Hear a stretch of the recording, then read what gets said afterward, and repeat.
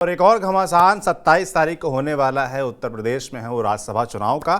और वहां पर जो समाजवादी पार्टी की तीसरी सीट है और भारतीय जनता पार्टी की 8वीं सीट है वो शोर शॉट नहीं है, मगर ऐसा पंकज जी ने हमें बताया है, पूरी कहानी आपको बताएंगे कि बीजेपी उसको शोर शॉट करने के करीब पहुंच गई है। जो घमासान चल रहा है दोनों पार्टियों के बीच, समाजवादी पार्टी को एक दो वोट चाहिए और अगर आप भारतीय जनता पार्टी की बात करें तो उनको चाहिए 10 वोट, और 10 वोट इकट्ठा करने में बताया जा रहा है वो कामयाब हो गए हैं। क्या पंकज जी ऐसा हो गया है? देखिए, आज अगर हम बात करें ना, हर दिन वो बदल रहा है स्टॉक एक्सचेंज की तरह। कभी एनडीए का भाव बढ़ता है तो कभी समाजवादी पार्टी कांग्रेस कैंप का भाव बढ़ रहा है कि ये 8वां उम्मीदवार बीजेपी का जीत लेगा। कभी लगता है समाजवादी पार्टी के तीसरे उम्मीदवार जीत लेंगे। पल्लवी पटेल की खबर आई कि भाई ऐसा है कि वो वोट करेंगी, लेकिन रामजी लाल सुमन को ही वोट करेंगी। वो दलित है, पीडीएफ फॉर्मूले में आते हैं, तो थोड़ा सा अखिलेश यादव के लिए राहत की खबर है। लेकिन उसके बाद जो तेजी से घटनाक्रम बदले हैं, एक्चुअली हो क्या गया है ना, बीजेपी नेताओं में नंबर बढ़ाना है सबको। कहा? दिल्ली में।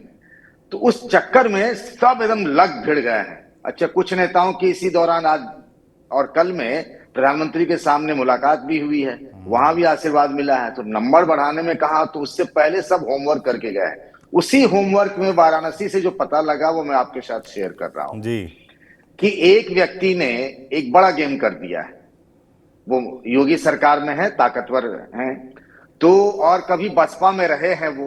तो उन्होंने गेम ये किया है कि जो समाजवादी पार्टी में बसपा से आए हैं, एक बड़े नेता हैं, और ये कहा जा रहा है कि वो बीमार भी चल रहे हैं, उनसे संपर्क साध लिया है। उनसे संपर्क साधा उनके दामाद के थ्रू, जो दामाद सरकारी नौकरी में है। उनसे मुलाकात हुई, बात वहां तक पहुंची, और उनके साथ 2 और विधायक हैं।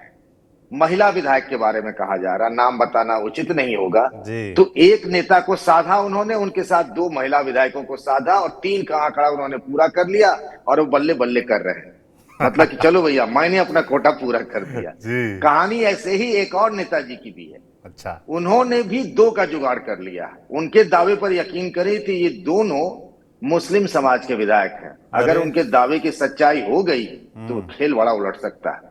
इस बीच आज एक खबर आई होगी, आपने गौर किया होगा कि कानपुर में एमपी एमएलए कोर्ट से समाजवादी पार्टी के कानपुर के उनकी जो अपील थी खारिज हो गई। हालांकि हाईकोर्ट जाएंगे, वो जाए या अब्बास अंसारी जाए या रमाकांत यादव जाए, इसमें से 2 समाजवादी पार्टी के विधायक हैं। तो उनकी जो पता चल रहा है कि उनको परमिशन नहीं मिलेगी वोट डालने की। तो वैसे ही आप 3 कम कर दीजिए, और ये 3 और 2 5। एक और खेल है जी। एक है बीएसपी के सांसद, और वो चुनाव लड़ना चाहते हैं भारतीय जनता पार्टी से। बातचीत आखिरी राउंड में है। उनके पिताश्री हैं समाजवादी पार्टी में। अच्छा। और उन्होंने संपर्क साध लिया है कि भैया टिकट मिलेगा, उससे पहले आपको अग्नि परीक्षा देनी है।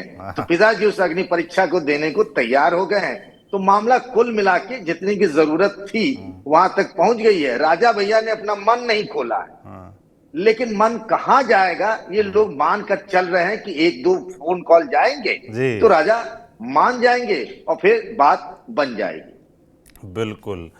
तो मुझे तो लग रहा है इस तरीके से आंकड़ेबाजी के खेल में बीजेपी कहीं 9वां में ना जिता ले अपना। जिस तरीके से सब लोग 9वां उम्मीदवार तो नहीं है। हाँ, मामला बहुत दिलचस्प हो गया। मतलब पिछले 24 घंटों में बहुत तेजी से समीकरण बदले हैं।